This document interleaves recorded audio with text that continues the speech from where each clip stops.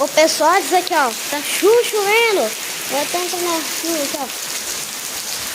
Eu não vou entrar não, eu não quero entrar não. Aqui, ó. Olha aqui, ó. Até uma árvore ali, ó. Não sei nem de quem é essa árvore. Ai, meu,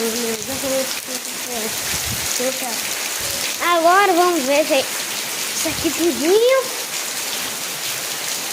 Ó, pessoal, essa aqui ali, esse aqui, peraí, deixa eu cortar uma.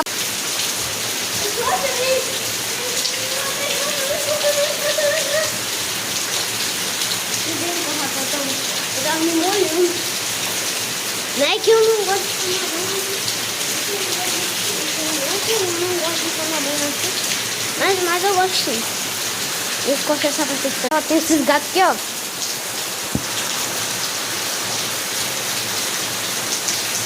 Também. A menina. Esse cinza aqui é bravo, né? Não quero, não gosto de mexer nele, não, porque não gosto que ele me morda. Pessoal, vou passar aqui, ó. Passa aqui, ó.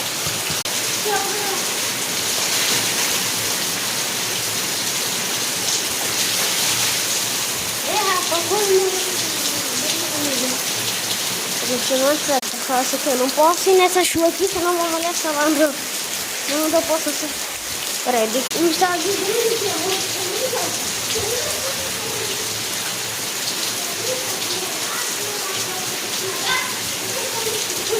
Estão me escutando? Ai! Estão me escutando? Não, óbvio, eu acho que lá de longe, obviamente, eu acho que você não está me escutando. A maioria. Alguns não, alguns teriam estar me escutando.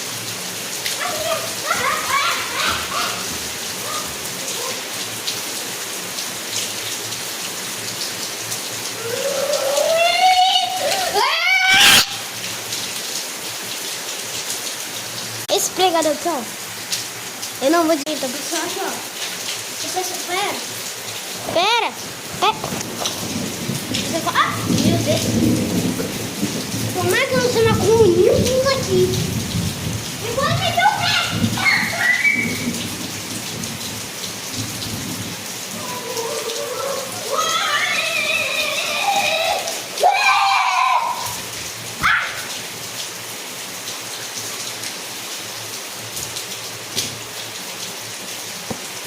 Pessoal, vocês não devem. Pessoal, vocês têm.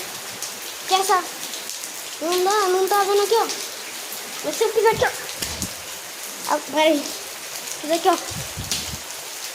A molho.